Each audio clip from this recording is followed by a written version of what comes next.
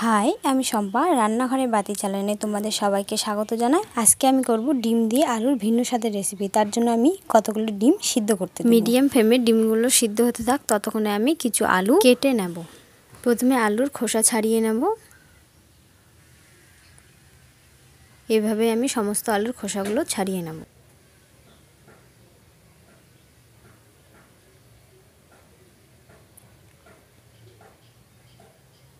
এরপর আমি আলুগুলো এভাবে চাকা চাকা করে কেটে ঝুরি করে নেব।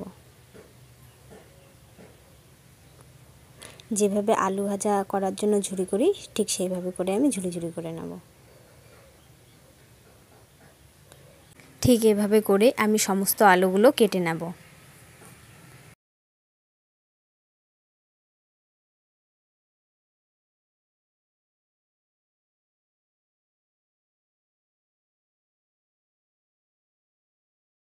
আমার আলুগুলো কাটা হয়ে গেছে। এরপর উনুনে কড়াই বসিয়ে তাতে দিয়ে দেবো তেল। তেলের মধ্যে দিয়ে দেবো হলুদ গুঁড়ো, একটু লবণ দিয়ে নাড়াচাড়া করে খোসা ছাড়িয়ে রাখা ডিম এভাবে মাঝামাঝি কেটে আমি দিয়ে দেব।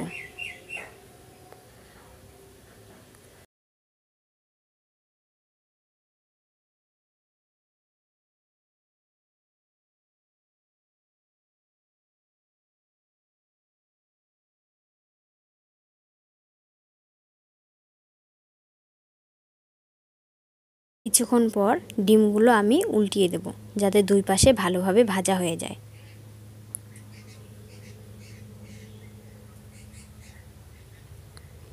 দুই পাশে ভাজা হয়ে গেছে, আমি ডিমগুলো এবার উঠিয়ে নেব।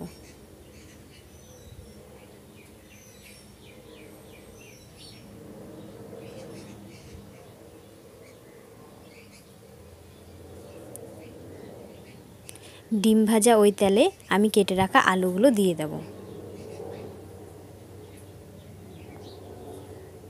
একটু নাড়াচাড়া করে এতে আমি দিয়ে দেব হলুদের গুঁড়ো, স্বাদ মতো লবণ দিয়ে আবারও ভালোভাবে মিক্স করে নেব।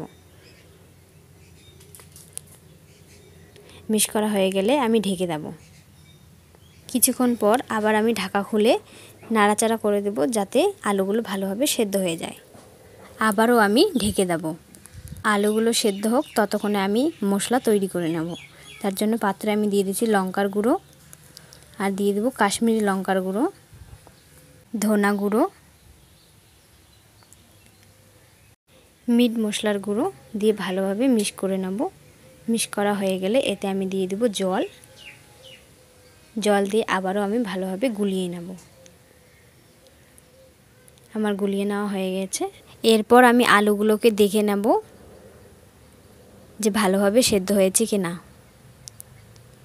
আলুগুলো ভালোভাবে সেদ্ধ হয়ে গেছে। কিছুক্ষণ নাড়াচাড়া করে হালকা ভেজে নেব। আমার আলুগুলো ভাজা হয়ে গেছে। এরপর আমি উঠিয়ে নেব।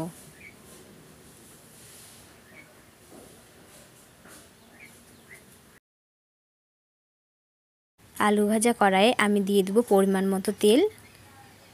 ফোড়নের জন্য দিয়ে দেবো গোটা জিরে, পেঁয়াজ কুচি, নাড়াচাড়া করে নেব। এভাবে নাড়াচাড়া করে আমি একটু লাল লাল করে ভেজে নেব।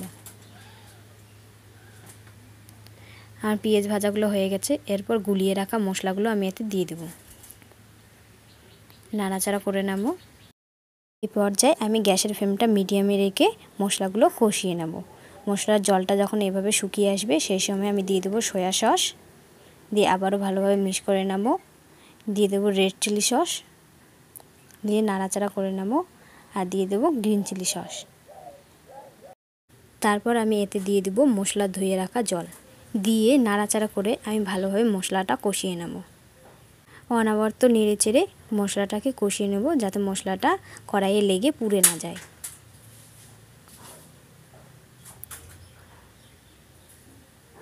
আমার মশলা কষানো হয়ে গেছে, তোমরা দেখতেই পাচ্ছ। এরপর আমি ভেজে রাখা আলুগুলো এতে দিয়ে দেব, দিয়ে আবারও ভালোভাবে মিক্স করে নেব।